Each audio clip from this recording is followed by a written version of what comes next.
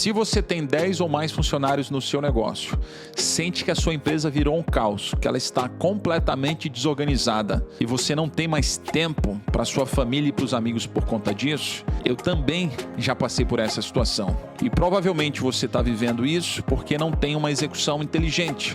Você não está conseguindo executar bem a sua estratégia, fazer as pessoas viverem a cultura do seu negócio, a fazerem reuniões mais inteligentes e cuidarem do seu fluxo de caixa. Eu consegui desenvolver uma metodologia que eu chamo de execução inteligente, que vai te ajudar a resolver esses 4 pontos para que você tenha uma vida além dos seus negócios. Clique aqui, saiba mais para descobrir como você pode preencher a aplicação e participar da minha mentoria. Agora vamos lá, como é que foi essa separação aí? Tu estava com o teu sócio no escritório de contabilidade e como é que tu fez assim? Aí fez, não, vamos jogar para cima aqui os clientes e ver quem fica com quem? Cara, ou foi uma decisão... Cara, foi fácil, foi difícil? Conta aí. Cara, a separação nunca é uma coisa fácil, porque, graças a Deus, eu sempre me dei muito bem com o Zé, me dou bem com ele até hoje, meu amigo, a gente se fala sempre. Mas, desde o começo do escritório, a gente já montou o escritório em uma lógica que, sem saber, a gente já estava se preparando para isso. Porque a gente criou uma metodologia que era, se eu fechasse um contrato com o Gui, por conhecimento, por metodologia, para ter um padrão de atendimento, o Gui ficaria sendo atendido diretamente por mim. Uhum. Se José Augusto fechasse um contrato com você era cliente do escritório, mas o contato direto era com o sócio que trazia o cliente, não porque ele simplesmente fechou o contrato, mas porque ele conhecia a história, ele tinha a relação. Porque é muito complicado. Eu brinco sempre que contabilidade você pode dar uma solução, várias soluções para o mesmo problema, né? Eu brinco sempre que se você sair daqui para sua casa, você tem várias rotas. Todas você vai chegar. Você vai ter uma mais demorada, você vai ter uma mais arriscada, você vai ter uma mais rápida, mas você vai chegar na sua casa. Contabilidade é a mesma coisa. Então, os profissionais, eles têm metodologias e ideias que vão levar o cliente a chegar na mesma conclusão. Isso acabava causando uma confusão. Então, em determinado momento, a gente foi refinando esse modelo no escritório. Então, quando a gente fez a separação do escritório, não teve discussão, porque a carteira de cliente ela já estava segmentada. Já estava bem definida, cada um tinha sua metodologia que se adequava a cada cliente também, como era atendido. E aí, o que a gente fez lá atrás para ter o padrão? Né? Por mais que a gente tivesse nossas diferenças de metodologia de trabalho, era uma empresa só. Né? Então, a gente criou uma metodologia e nós tínhamos os nossos gestores, os nossos gerentes de área, que eles tinham uma metodologia única, que era aprovada para o escritório. Legal, então, independente do cliente ser atendido por mim ou ser atendido por José Augusto, a gente seguia a metodologia da Capitalismo. Perfeito. E isso foi muito tranquilo para fazer a separação, porque não teve discussão. Então, cara, e por incrível que pareça, graças a Deus, a gente não teve nenhum cliente nosso querendo... Mas essa padronização já veio independente da conversa sobre uma possível separação, ou já era o que vocês entenderam que era necessário para melhorar o atendimento mesmo, ou foi feito pensando na separação? Cara, não. O que aconteceu, isso aí a gente foi criando um modelo pelo seguinte, vamos lá. A gente fechava um contrato com a sua empresa, e aí eu ia a uma reunião com você e falava, Gui, vamos fazer tal planejamento tributário para a sua empresa, vamos fazer tal adoção. A gente seguia um caminho, fechava um roteiro. Consequentemente, sei lá, 1 mês depois, 6 meses depois, tinha uma nova revisão dessa metodologia e por qualquer motivo eu não estava na reunião. O Zé Augusto chegava ou qualquer outra pessoa do escritório falava, mas eu estou achando que aqui a gente vai para outro caminho. Então, a ideia justamente era que a gente não conflitasse a cabeça do cliente. Perfeito, legal. E aí, assim... O que a gente tinha de discordar ou discutir o caso do cliente, nós discutíamos antes. Então, estava lá fazendo um planejamento para a sua empresa, a gente sentava todo mundo e falava, cara, qual a solução? É essa aqui, tá bom, vamos levar essa solução. Perfeito. Então, essa metodologia ela foi criada para evitar essa discussão e essa confusão na cabeça do cliente, que é muito comum. Eu recebo muito ligação de cliente, de amigo, e fala, cara, meu contador está falando uma coisa assim, assim, assado, Então, às vezes é o mesmo caminho, mas com uma rota bem confusa. Sim, perfeito. Então, a gente evitou isso e isso deu uma tranquilidade. Então, primeiro a gente fez essa patronização e depois nós fizemos essa, entre aspas, essa separação com os colaboradores. Por quê? Você tem na sua empresa 2 colaboradores. Eu vou para uma reunião com você e falo, te entrego um formulário, um relatório na segunda-feira. Chego para Ivanzinho no escritório, Ivanzinho, para o que você está fazendo. Preciso que você faça esse trabalho aqui que eu tenho Sim, prometi para sim. segunda-feira. 2 horas depois, chegava Zé Algo e falava, Evanzinho, tá fazendo o que aí? Não, o Nilson me passou. Não, para aí. Você vai fazer isso. Só sobra para Ivanzinho. Então, cara... Ivanzé é ruim ainda. Então, e perfeito. graças a Deus, a gente sempre revisitou o modelo do escritório dele, ele pequenininho. Boa. Então, era muito fácil. Então, a gente falou, cara, vamos fazer a mesma metodologia com os colaboradores. Vamos criar colaborador que vai atender Time uma for Dealing, carteira. vai estar- E a gente, e para padronizar, nós criamos os gestores. Então, o gestor, ele tinha que ter um padrão para as duas equipes. Né? Então, os coitados quebravam a cabeça para atender as nossas solicitações. Então, cara, isso foi funcionando e foi ficando legal, porque tem a metodologia que eu aplicava, o que meu sócio aplicava, mas que no final ela saía no padrão do escritório. É muito bacana comentar isso, porque isso faz muito sentido para consultoria, né? Sim. Modelos de consultoria são normalmente tem pode ser individual, mas é comum ter mais de um sócio, 2, 3, tudo mais, vamos se unir. Cada um é especialista em algum, tributarista, às vezes um cara societário, então um cara de projetos, tudo mais. E para todo tipo de serviço a gente tem que ter um método para facilitar, no final das contas, a vida do cliente, no final das contas, né?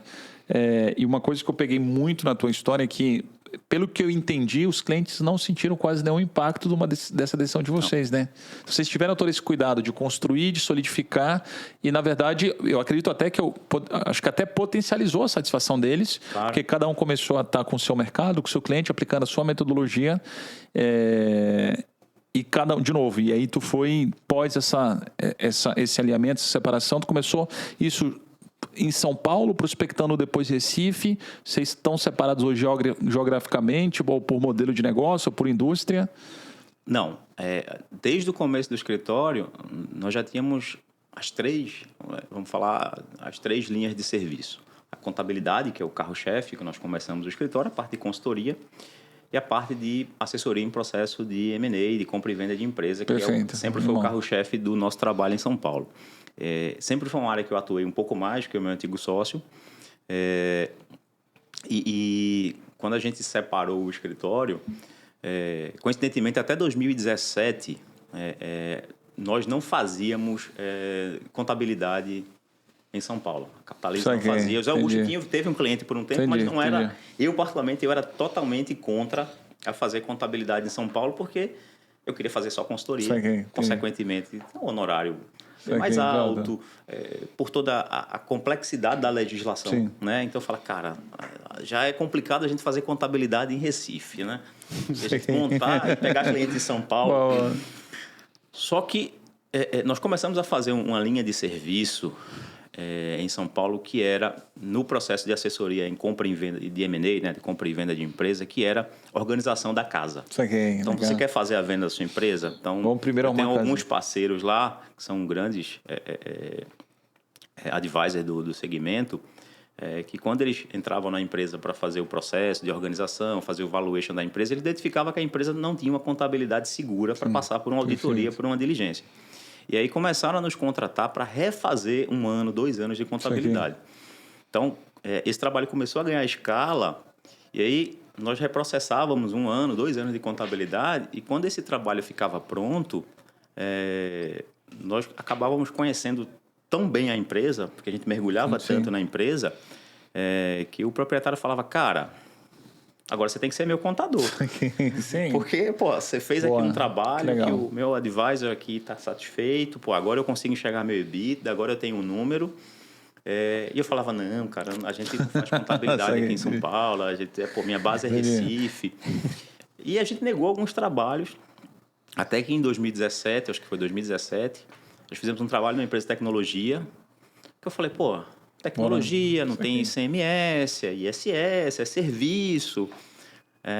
Tinha uma folha de pagamento que o cara tinha um departamento pessoal interno. Então, eu falei, cara, chamei minhas sócias, eu falei, vamos testar? O cara quer ser nosso cliente e, vamos fazer o serviço. Eu acho que a gente consegue fazer um bom serviço.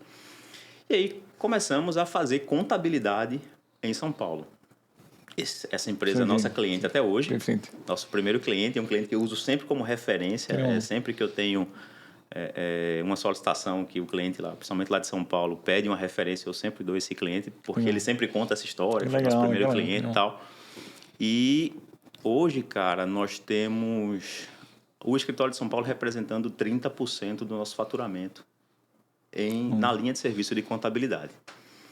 Só que lá a gente atende um perfil de cliente um pouco diferenciado. São clientes maiores, são empresas que são investidas por fundo de investimento, ou que estão se preparando para ser investidas. Então, a gente tem um escritório mais boutique, então são menos empresas, mas com um horário um pouco mais elevado.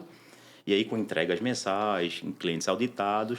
E desenvolvemos essa metodologia sempre focada em cliente que quer fazer M&A. Cara, e aí isso tem dado muito certo. E o curioso é que, na verdade, olha como legal, assim, tem serviços que tu passou a entregar a partir de uma demanda, tu estava completamente direcionado a um tipo de entrega. Isso. A partir dessa entrega, se apareceu novos tipos de... novas maneiras, né, que tu poderia agregar valor para o negócio do teu cliente, que se traduziu em novos serviços. Então, isso começou a abrir um portfólio de serviços. Isso explica também a parte da expansão ou a fusão e aquisição. Tu falou que 30% está relacionado a faturamento em São Paulo para contabilidade, mas isso se tornou tão grande total quanto a fusão e aquisição, ou a fusão e aquisição ainda é o principal negócio? Cara, consultoria é um negócio, como é que eu vou te falar? É complicado porque às vezes nós temos 1 mês, 2 meses com uma demanda baixa, às vezes é um projeto grande. Então, nós já participamos de processo de assessoria de empresa que estava fazendo abertura de capital na Bolsa de Nova York. Animal. Então, cara, coloquei já um time com 20 colaboradores, meio que quase parei o escritório. Viu? Isso é importante, saber que ele bolsa... Para atender... Vocês vão precisar. Para atender esse cliente. Então, que legal, existem momentos que, às vezes, a gente está com uma demanda grande, maior, e às vezes a demanda cai um pouco. Então, isso varia. Eu não comparo muito. Então, eu sempre tratei essa linha de consultoria um pouco independente, porque não dá muito para comparar com o contábil. Uma coisa é recorrência, outra coisa ali por projetos. Exato. Né? O contábil, é por isso que hoje, quando eu faço essa análise, eu faço do cliente recorrente, que é o cara da contabilidade. A consultoria... ele tem momentos, ele é um reloginho, então a gente tem um faturamento que cresce anualmente, só que hoje a gente tem uma outra linha de serviço que nós não tínhamos. Em 2017 a gente era 100% só consultoria. Isso aqui, que legal, então, legal demais. Já aconteceu momentos a gente ficar, sei lá, 2 meses sem projeto. Isso aqui, entendi. E hoje, graças a Deus, a gente criou essa linha de serviço que E é curioso, supriu. Porque eu escuto muito no mercado modelos de negócios que tem por projeto procurando tipo de produtos ou serviços que gerem recorrência. Para justamente conseguir, cara, pelo menos para pagar o custo fixo, né, tem alguns tipos de linha de serviços ou crédito para poder... todo mês eu não dormir com essa preocupação, não, se vou ter um novo projeto. Né?